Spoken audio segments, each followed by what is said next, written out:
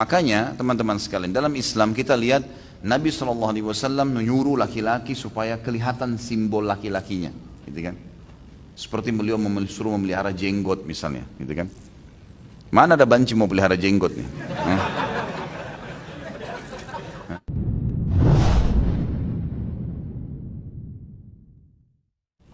Allah Azza wa Jal mengisahkan kepada kita dalam kitabnya yang mulia tentang kisah Nabi Lut, kaum Nabi Lut. Nabi Lut adalah keponakan Nabi Ibrahim alaihissalam yang dikirim ke wilayah Yordania. Dan banyak ayat Al-Quran dalam sejumlah tempat dalam kitab suci Al-Quran yang agung tersebutkan tentang kisah kaum ini. Bahwasanya Allah Subhanahu wa Ta'ala telah membinasakan mereka, menyiksa mereka dengan sangat berat karena perbuatan mereka yang keji tersebut, yaitu homoseksual. Dan kaum muslimin dari semua golongan dan madhab, sekali lagi kaum muslimin dari semua golongan dan madhab telah berijma' sepakat bahwa praktek homoseksual adalah termasuk di antara dosa-dosa besar. Dan bagi orang yang menganggap remeh dosa ini, bahkan menjadi penyebab tersebarnya, maka dia adalah orang yang membuat kerusakan di muka bumi dan hukumnya dipenggal. Seperti orang yang menyiapkan fasilitasnya, atau dia sendiri menjadi dia sendiri memang menjadi motor dari masalah itu, ya. Maka ini semua hukumnya dipenggal. Allah Subhanahu wa Ta'ala menceritakan tentang kaum Lut di dalam surah Asy-Syu'ara ayat 165 sampai 166. A'udzubillahi minasyaitonirrajim. Atatuna adz-dzukrana minal 'alamin wa tadharuna ma khalaqa lakum rabbukum min azwajikum bal antum qaumun 'adun. Kata Nabi Lut alaihissalam kepada kaumnya, apakah kalian mendatangi jenis laki-laki dari manusia dan kalian tinggalkan istri-istri yang dijadikan oleh Rabb kalian untuk kalian? Bahkan kalian adalah orang-orang yang melampaui batas. Tentu lanjutan ayat Al-Quran banyak menceritakan tentang keadaan mereka. Di antaranya adalah dalam surah Al-Anbiya disebutkan, lanjutan dalam surah Asy-Syu'ara ini juga ada. Bagaimana Allah Azza wa Jal mengatakan, ya, faja'alna 'aliyaha safilaha wa amtarna 'alaiha hijaratan, ya. Dan kami balik negeri mereka. Pada saat Nabi Lut alaihissalam sudah nasihatin berulang-ulang mereka nggak mau, maka Allah mengatakan kami balik, kami jadikan bagian bawah negeri mereka, kami balik ke atas, kemudian kami jatuhkan, gitu kan. Sampai ditemukan, diadakan penelitian oleh sebagian ilmuwan Muslim, ditemukan di wilayah yang diprediksi itu adalah wilayah kaum Lut, ada gunung yang terbalik di wilayah Yordania, di Laut Mati, gitu kan. Memang di situ ada gunung yang terbalik, bagian atas gunung di bawah, gitu kan. Jadi gunung itu bagian atasnya yang runcing tertanam di bawah dan bagian bawahnya, ya, itu di atas malah. Dan Allah Subhanahu wa Ta'ala setelah membalik mereka, ya, dinaikkan ke atas lalu dibalik dengan hikmah Sang Pencipta, lalu kemudian dilemparkan dengan batu-batu dari api neraka sehingga menghancurkan mereka, gitu kan, sehingga menghancurkan mereka. Begitu pedih siksaan yang Allah Subhanahu wa Ta'ala siapkan bagi orang seperti ini. Kaum Lut awalnya bermula dari mereka bercanda satu sama yang lain. Bagaimana kalau seandainya kita coba lampiaskan biologis kepada sesama laki-laki? Bercanda. Satu dua orang berbuat, tidak ada yang ingatkan. Lalu Nabi Lut alaihissalam diutus kepada mereka untuk meluruskan itu. Setelah menyebar, mereka mulai memperebutkan anak laki-laki yang wajahnya mirip perempuan. Subhanallah, fitrah mereka suka perempuan sebenarnya, gitu kan? Tapi bodohnya ditinggalkan fitrah itu. Cari laki-laki yang memang punya wajah mirip perempuan, lalu mereka memunculkan syahwat mereka di orang-orang ini. Nabi Lut alaihissalam nasihatin tidak mau tahu. Bahkan sudah menjadi sebuah kebiasaan di semua klub-klub mereka yang mereka kumpul. Dalam Al-Quran dikatakan nadi. Wa ta'tuna fi nadikumul munkar, dan kalian datangkan di nadi-nadi kalian, di tempat-tempat kalian ngumpul, itu kemungkaran. Sampai mereka negosiasi di situ. Banyak perempuan dari kaum Nabi Lut keluar dari wilayah itu karena tidak mau dinikahi oleh laki-laki. Sedikit yang menikah. Yang menikah itu hanya supaya punya keturunan. Itu pun kalau sudah punya anak laki-laki, dan anak laki-laki itu ganteng, ayahnya sendiri bisa homoi anaknya. Penyakit jiwa yang luar biasa, gitu kan. Dan bisa anak itu diperebutkan oleh orang lain sampai membunuh ayahnya si anak ini untuk memperebutkan anak tadi. Mereka saling bunuh-membunuh di jalanan untuk memperebutkan laki-laki yang dianggap ganteng karena mirip dengan perempuan. Ya. Ini luar biasa, penyakit. Dan itu merata, dibiarkan, merata. Nabi Lut alaihissalam diutus khusus meluruskan tentang kesalahan itu. Selain syariat Allah SWT yang lain, khusus meluruskan. Tiap hari nasihatnya Nabi Lut alaihissalam, ngapain kalian ini? Ada perempuan gitu kan, nggak mau. Engkau sudah tahu Lut apa yang kami inginkan. Sampai waktu Allah Azza wa Jalla mengutus 2 malaikat yang menyampaikan berita gembira kepada Ibrahim alaihissalam yang ada di Palestina waktu itu. Ini wilayah Yordania, cuma perbatasan negara. Waktu itu wilayah Palestina ada Ibrahim alaihissalam dengan istrinya Sarah. Sarah sudah sangat tua, 60 tahun, ingin punya anak. Allah SWT sampaikan berita gembira kepada Ibrahim alaihissalam kalau istrinya akan hamil, sekaligus akan menghancurkan kaum Lut. Waktu malaikat datang, malaikat menjelma jadi manusia. Dan kalau malaikat menjelma jadi manusia, menjadi laki-laki yang sangat ganteng, kekar, gagah dan seterusnya. Yang jelas, jalanlah 2 malaikat ini menuju kaum Lut. Ya. Begitu tiba di kaum Lut, mereka sudah saling memberitahukan satu sama lain kalau ada orang lain datang nih. Ada orang lain dari luar wilayah mereka, ya, ini akan masuk. Waktu sebelum masuk malaikat ini, Nabi Lut kan selalu nasihatin tuh, nggak boleh, gini, begitu. Mereka sendiri tahu kalau perbuatan mereka tuh buruk, nggak baik. Sampai mereka mengatakan, ya, keluarkan Lut dari wilayah kita ini. Innahum unasun yatatahharun. Karena mereka itu manusia-manusia suci. Kalau kita ini kotor, gitu bahasanya. Mereka tahu perbuatannya itu buruk, nggak normal, nggak ada kenikmatan, tidak ada keturunan, gitu kan? Tidak ada dalam syariat, gitu kan? Tidak ada sama sekali, nggak ada manfaatnya sama sekali, gitu kan? Cuma syaitan menghiasi seakan-akan mereka punya kenikmatan. Luar biasa tidak ada kenikmatan, gitu kan? Hilang. Allah jadikan kenikmatan fitrah pada lawan jenis, gitu. Sedangkan pada lawan jenis saja kalau zina tetap haram, apalagi ini, ya, bukan dengan lawan jenis, dosanya double. Pelampiasan biologisnya sendiri sudah salah, dosa, lalu sama lawan sesama jenis juga dosa sendiri.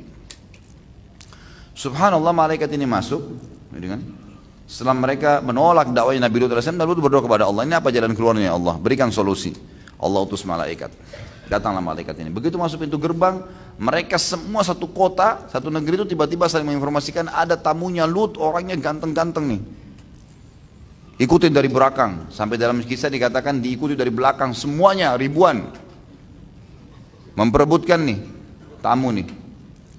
Sampai tiba di rumah Nabi Lut alaihissalam. Nabi Lut begitu diberikan salam, menyambut mereka. Nabi Lut sudah lihat kaumnya di belakang pada ngumpul depan halaman. Ngapain kalian di sini? Hai Lut, kau sudah tahu apa yang kami inginkan. Tamumu ini buat kami, homoseksual. Kata Lut alaihissalam, kalau seandainya saya punya kekuatan, saya akan bantai kalian ini. Dalam Al-Quran dikatakan ila ruknin syadid, kalau saya punya satu kekuatan saja saya bisa bantai kalian, saya akan habisin kalian. Luar biasa. Tamu nih, ini loh anak-anak perempuan saya. Nabi SAW kebetulan punya beberapa orang anak perempuan. Nikahi mereka, lampiaskan dengan cara yang benar yang Tuhan kalian sudah ajarkan. Tetap jawabannya, kau sudah tahu Lut apa yang kami mau. Kami nggak mau anak perempuanmu. Lalu 2 malaikat ini, Nabi Lut belum tahu nih kalau malaikat. Lalu mereka mengatakan, 2 malaikat mengatakan, wahai Lut, tidak usah kamu khawatir, kami utusan Tuhanmu. Mereka tidak akan bisa menjangkau rumahmu ataupun kami, mustahil. Dan janji ancaman mereka sudah datang, besok pagi mereka akan mati. Bukankah subuh sudah sangat dekat? Malam ini keluar semua, bawa orang-orang beriman bersama kamu dengan keluargamu yang beriman kecuali istrimu. Ternyata istri Nabi Lut alaihissalam ini, ya, mendukung kaumnya Nabi Lut untuk homoseksual. Dan Allah sebutkan dalam Al-Quran, illa ajuzan fil gabirin, kecuali ajuz, seorang wanita tua istri Nabi Lut alaihissalam yang memang gabir. Gabir itu dalam sebuah tempat di rumah. Biarin aja dia, tinggalin. Dan jangan, kata Allah Subhanahu wa taala, wala yaltafit minkum ahada. Dan kalau sudah jalan jangan balik ke belakang. Karena kalau balik melihat azab yang sedang menimpa mereka, kalian akan kena juga azab itu. Maka Nabi Lut alaihissalam keluar segera mengajak orang-orang beriman malam itu. Dan subhanallah, Allah membuat mereka lalai pada malam itu. Mereka pesta-pesta, mabuk-mabuk, mereka melakukan homoseksual sana sini. Dan ini merata, ya. Terkenal negeri itu dengan memang homoseksual. Naudzubillah. Yang jelas teman-teman sekalian, keluar Nabi Lut alaihissalam menjelang sampai subuh dengan semua kaumnya, dan Allah subhanahu wa ta'ala datangkan azab buat mereka. Dihancurkan semuanya, tidak tertinggal satupun ya, kecuali orang-orang yang sudah beriman kepada Nabi Lut alaihissalam. Ada beberapa ciri yang disebutkan tentang keadaan kaum Lut ini. Yang pertama, mereka ya, suka mencontohi retorika pembicaraan wanita. Makin kelihatan seperti wanita seorang laki-laki, makin laku dia. Jadi itu dijadikan sebagai kebiasaan. Bahkan disebutkan dalam cirinya, orang tuanya mengajarkan anaknya begitu. Sebab ada daya beli. Orang-orang akan datang membeli anaknya. Atau meniduri anaknya dan dia terima uang. Sudah parah sekali. Jadi itu ciri yang sederhana sekali. Dan ini tidak boleh ada di tengah-tengah umat Islam. Nanti akan saya sebutkan faktor-faktor penyebab tadi munculnya kelainan seksual ini. Di antaranya homoseksual dan lesbian, dan ini harus kita jauhi teman-teman sekalian. Mereka juga punya ciri, mereka selalu menggunakan pakaian-pakaian laki-lakinya yang menyerupai kaum wanita atau kainnya memang membawa kepada hilangnya kejantanan seseorang. Kita tahu misalnya dalam Islam, dalam agama kita dilarang laki-laki pakai sutra. Kenapa dilarang pakai sutra kira-kira? Karena sutra terlalu lembut. Terlalu lembut, nggak layak untuk laki-laki itu. Nanti antum terbawa dengan kelembutannya sutra itu, gitu kan? Akhirnya jalannya juga jadi seperti sutra, ngomongnya seperti sutra. Nggak boleh, nggak boleh pakai emas. Memang nggak bisa laki-laki pakai emas. Kalau pakai emas terbawa kepada jiwanya emas itu, ya, mengkilat, mau dilihat dan seterusnya. Ada karakter-karakternya, nggak boleh, nggak boleh. Jadi harus hindari, nanti kita sebutkan faktor-faktornya. Ada ciri mereka yang mereka selalu lakukan adalah menggunakan cincin di dua jari ini. Dan ini dilarang dalam Islam. Jadi kalau antum pakai cincin, sunnah Nabi SAW di jari kelingking atau di jari manis.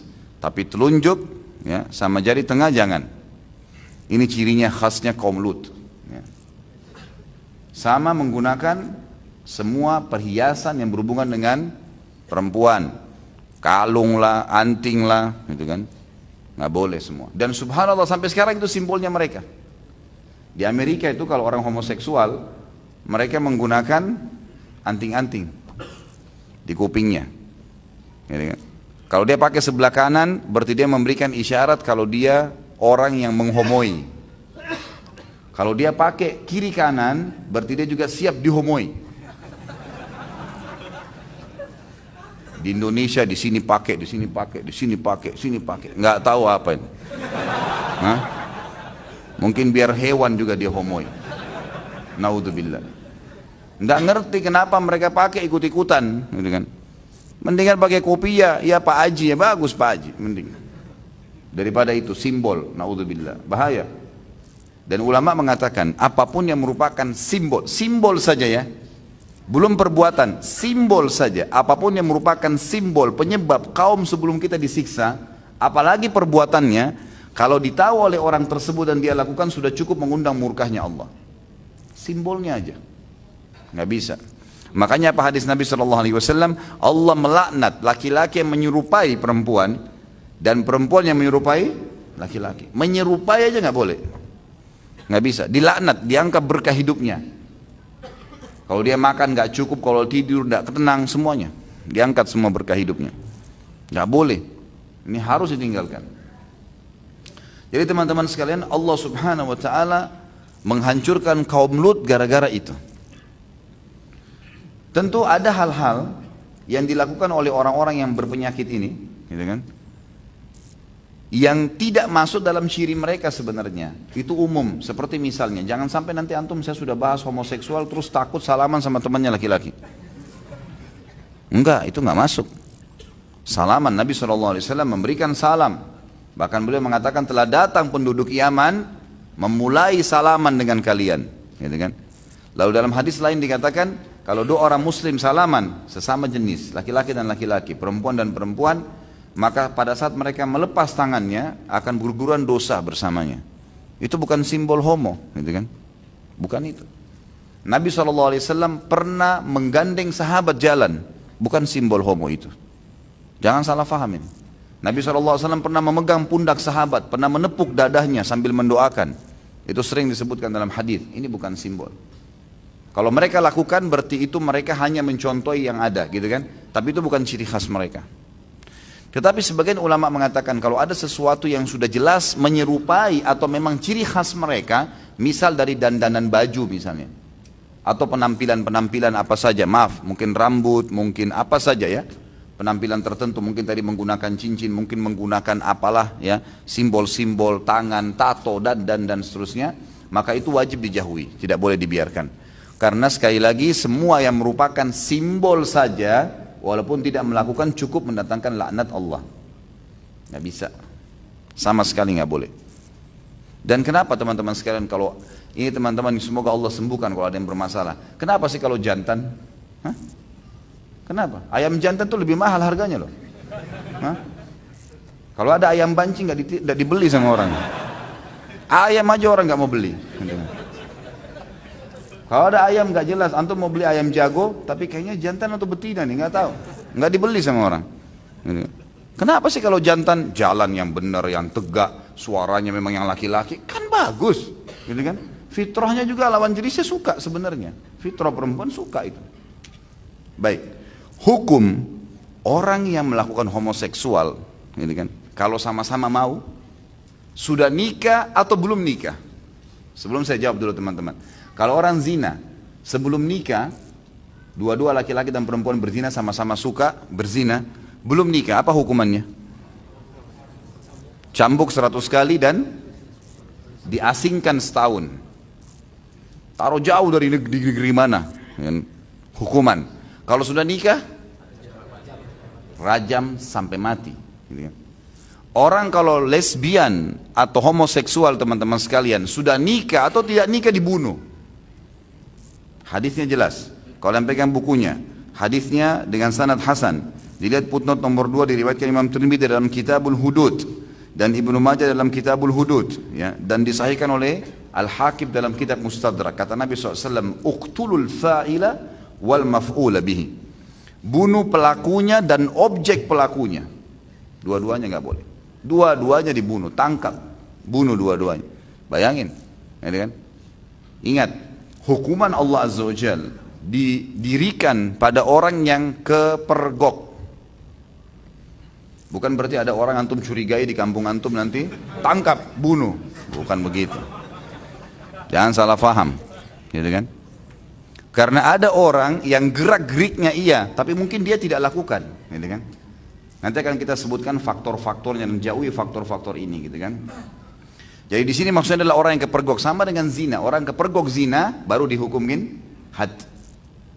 Baik, saya pernah Ustaz melakukan homoseksual, saya pernah mungkin lesbian, saya pernah berzina. Sekarang saya sudah tobat, tutupin aib antum. Jangan ceritakan sama siapapun, taubat antara antum dengan Allah. Tidak kepergok, tidak ada hukuman, gitu kan? Tapi harus berubah, karena ini penyakit, nggak boleh dibiarkan. Nggak boleh dalam diri kita, nggak boleh dibiarkan di masyarakat, nggak boleh ditokohkan, tidak boleh ditemani, tidak boleh apa-apa sama dia. Jadi kan, sampai sebagian ulama fikih mengatakan tidak boleh interaksi, tidak boleh transaksi sama orang banci, nggak boleh. Ditutup semua pintunya, karena berbahaya. Dia sendiri dengan perilakunya sudah cukup mengundang murkanya Allah. Yang ikut-ikutan teman dengan dia juga bisa kena. Gitu kan? Jadi nggak boleh. Kemudian dalam hadis yang lain dengan sanad hasan juga diriwayatkan dalam Kitabut Targhib Tarhib dan juga yang diriwayatkan oleh Ibnu Hibban dalam Sahih beliau dan juga Al-Baihaqi. Dan mereka menghakiminya secara sahih. La'anallahu man 'amila 'amala qaumi Lut. Allah melaknat orang yang melakukan perbuatan kaum Lut. Allah melaknat orang yang melakukan perbuatan kaum Lut. Artinya diangkat berkah hidupnya. Kapan dia buka pintu itu saja sudah cukup dilaknat, diangkat berkah hidup. Kalau berteman akan kacau, kalau punya usaha akan bangkrut, kalau ini, kalau itu. Jangan antum terpengaruh dengan penampilan.